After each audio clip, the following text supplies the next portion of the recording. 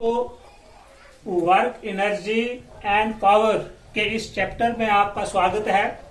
तो जैसे हम बात कर रहे हैं कि व्हाट इज वर्क, एक छोटा सा वर्ड वर्क, तो साइंस की रूह से हमें वर्क जो है वो कुछ मुश्किल लग रहा है, लेकिन मुझे उम्मीद है कि जैसे मैंने आपको कंसेप्ट बताए हैं आपकी कंफ्यूजन दूर होती जा रही है और होगी भी। तो आज हम बात करेंगे कि जब हम किसी चीज को ऊपर उठाते हैं तो उस सूरत में वर्क डन कैसे कैलकुलेट किया जाता है। तो देखिए जरा, ये बॉक्स है, ये चाक बॉक्स, ये जमीन पर है, मैं इसको ऊपर उठा रहा हूं, ये मैंने ऊपर उठाया है।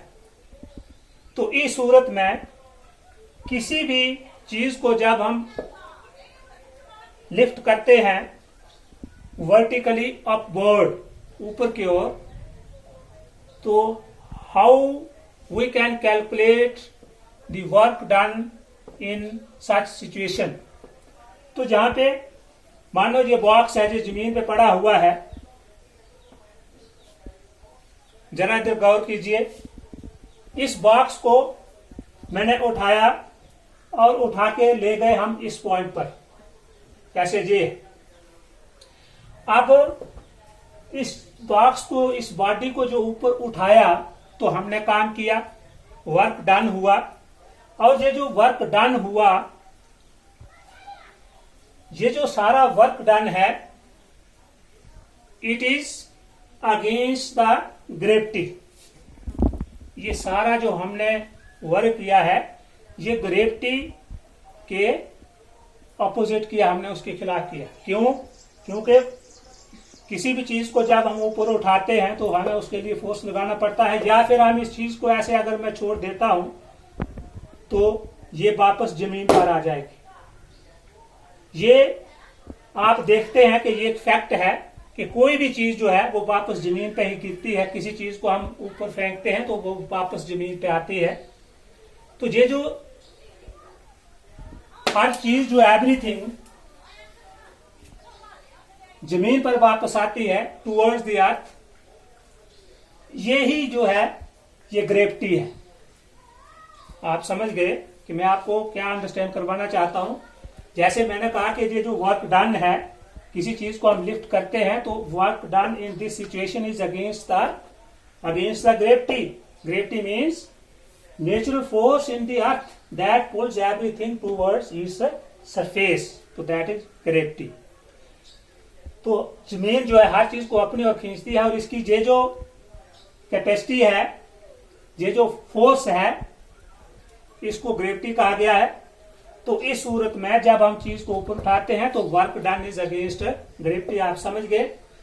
और यहां जो फोर्स रिक्वायर्ड, मतलब बॉडी को लिफ्ट करने में, in upward, vertically upward lift करने में जो फोर्स लगता है वो किसके बराबर है? Equal to the weight of body. ये फोर्स, लगने वाला फोर्स जो है ये किसके बराबर है? इस बॉडी के वेट के बराबर है। यानी कि मैं इस बॉक्स को ऊपर उठा रहा हूं तो कितना फोर्स लगा? उतना फोर्स लगा जितना इस बॉक्स का वेट है, उसके बराबर ही फोर्स जो है वो अप्लाई हुआ है। तो इस सिचुएशन में work done is against gravity यहां पे दिया हुआ है। अब हम वर्क डन अगेंस्ट ग्रेविटी जो है वो किसके बराबर है? ये आपको पहले बताया गया है कि work done is equal to F into S, यानी product of force and displacement. तो इस सूरत में जब इस बॉक्स को, इस बॉडी को ऊपर उठाया गया तो यहां पर हम देखेंगे डिस्प्लेसमेंट कितना होगा। डिस्प्लेसमेंट यही है, डिस्टेंस, इसका जो इनिशियल पॉइंट और इसका जो फाइनल पॉइंट है उसके बीच का जो ये डिस्टेंस है, इसको डिस्प्लेसमेंट कहा है। तो यहां पर हमारा डिस्प्लेसमेंट, ये ग्राउंड पॉइंट से जिस हाइट पर ये चीज है, ये इसका डिस्प्लेसमेंट हुआ, और इसको हम एस के बजाय क्या कहेंगे? एच। ये अब हमारी हाइट हो जाती, क्योंकि ये अपवर्ड, वर्टिकली अपवर्ड है, तो अब हम डिस्प्लेसमेंट की जगह क्या लिखेंगे? एस लिखेंगे। तो ये हो गया वेट सारी वर्क डन जो है इन दिस सिचुएशन, ये हम जानते हैं F into S. S means हमारे पास आ गया यहाँ पे एस की जगह हमारे पास क्या है, एच है, क्योंकि ये हाइट बन गई। अब वर्टिकली अब वर्ड जो है ये हाइट हो गई। तो ये डिस्प्लेसमेंट डिस्टेंस तो यही है, ग्राउंड पॉइंट से इस पॉइंट तक ये जो डिस्टेंस है इट इज डिस्प्लेसमेंट, और इस सूरत में हम कहेंगे क्या है, ये हाइट है। फिर देखिए हम जानते हैं कि ये जो फोर्स है, जहां पे लिखा है कि इस बॉक्स को ऊपर उठाने में जो फोर्स लगा वो किसके बराबर है, equal to the weight of body, equal to weight of body. इस बॉक्स का जितना वेट है उसके बराबर ये फोर्स है। तो फोर्स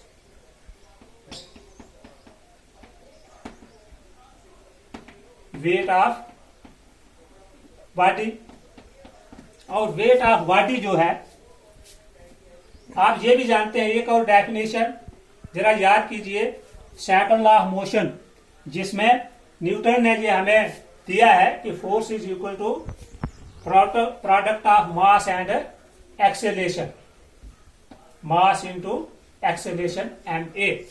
तो यहां पर जरा ध्यान दीजिए, ये जो मास है, मास तो हो गया मास ऑफ द बॉडी। जैसे मैं बात करूं कि ये जो बॉक्स है इसका मास कितना होगा, तो इसमें जो क्वांटिटी ऑफ मटेरियल है इसके अंदर, समझो इस बॉक्स में जो चार्ट है, तो ये सारा जो कंटेंट है इसके अंदर जितना मटेरियल है इसकी जो क्वांटिटी है that is called mass.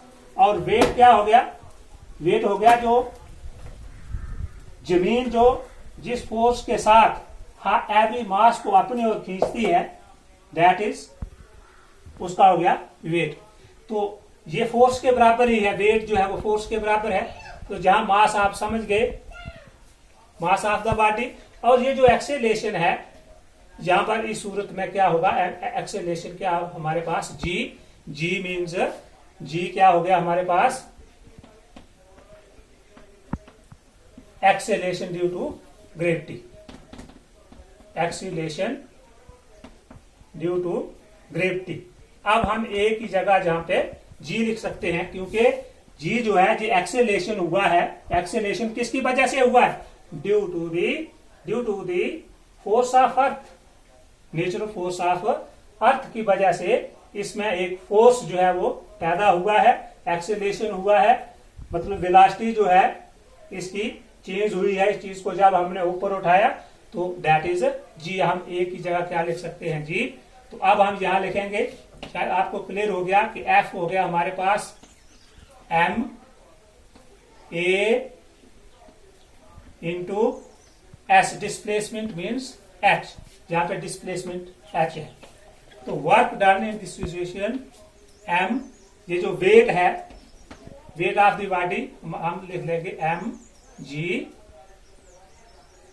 Into H. तो फाइनली ये हमारे पास एक फार्मूला आ जाता है इस सिचुएशन में कि जब हम किसी भी बॉडी को ऊपर की ओर लिफ्ट करते हैं, अपवर्ड, वर्टिकली अपवर्ड, ऊपर की ओर उठाते हैं, तो वर्क डन जो है वो किसके बराबर है, एम जी एच। तो यहां पर एम हो गया हमारे पास mass of body, G is the acceleration due to gravity, gravity नहीं पढ़ना इसको, और उसके बाद एच जो है equal to S means displacement, और इसको हम एस से डिनोट कर रहे हैं, या हम इसको क्या लिखेंगे, height of body from the ground, जैसे ये दिया हुआ है। तो ये वेरी सिंपल है। तो शायद मुझे उम्मीद है कि अब आप अच्छी तरह से अंडरस्टैंड कर गए होंगे जो वर्क है उसको फिजिक्स में कैसे कैलकुलेट किया जाता है। तो थैंक्स। तो आइए अब हम इसको थोड़ा कंक्लूड कर लेते हैं ताकि आपको अच्छी तरह से समझ आ जाए। तो वर्क को हमने कैसे इसका कंक्लूजन निकालेंगे, तो इसके 3 फार्मूले हमारे पास आए हैं to calculate the work done. सबसे पहली सिचुएशन थी कि work done when force acts in straight horizontal motion, जिसमें आपको बताया था जैसे ये बॉडी है, इसको फोर्स बिल्कुल स्ट्रेट, पीछे से बिल्कुल स्ट्रेट फोर्स इस पे अप्लाई किया है, और ये बॉडी मूव कर रही है इन दिस हॉरिजॉन्टल डायरेक्शन। ये हॉरिजॉन्टली जो है ये मूव कर रही है। तो इस केस में हमारे पास वर्क डन था force into S. Force into S means product of force and S means displacement. ये आप समझ गए। अब दूसरी situation, when work done when force acts at an angle to the direction of motion। ये भी आपको मैंने अच्छे ढंग से बताया एक वीडियो में, जिसमें एक बच्चा जो है वो टाई कार को पुल कर रहा है। तो उस सूरत में बॉडी जो मूव कर रही थी एट एन एंगल, और फोर्स जो है वो एंगल पर लगा हुआ था। जैसे बात करें, ये हमारे पास एक बॉडी है, तो इसको यहां से बांध कर एक रस्सी के साथ इसको आगे पुल किया जा रहा है। तो इस सूरत में यहाँ पे एक एंगल बन रहा है between the direction of force and angle between this angle between the direction of force and direction of motion. ये आपको बताया था ये एंगल। तो इस सूरत में जो हम वर्क डन कैलकुलेट करते हैं वो हमारा फार्मूला है force F cos theta into S.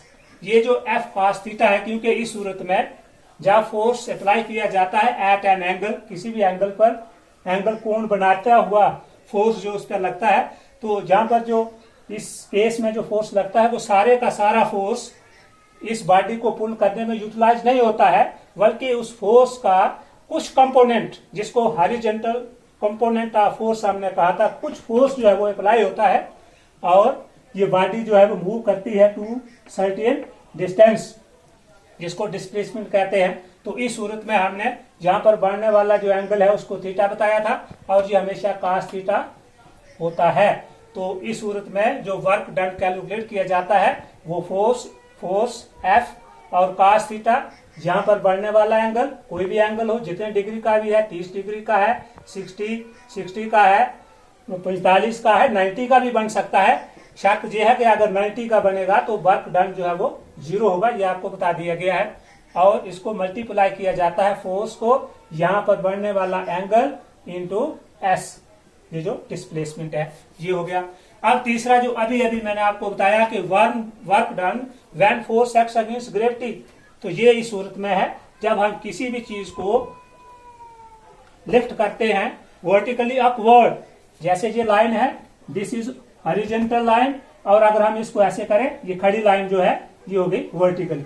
तो वर्टिकल डायरेक्शन में जब हम किसी चीज को उठाते हैं, ऊपर उठाते हैं, तो इस सूरत में वर्क डन जो है ये अभी आपको बता दिया गया है, ये होता है हमारे पास वर्क डन mgh। तो यहां आप समझ गए, ये मास ऑफ द बॉडी है, g है वर्क डन अगेंस्ट ग्रेविटी, मतलब force of attraction in the earth, जमीन के अंदर जो नेचुरल फोर्स है जिससे जमीन हर चीज को अपनी ओर पुल करती है, दैट इज ग्रेविटेशनल फोर्स, और उसी को ग्रेविटी जहां पे g लिया गया है और ये h है।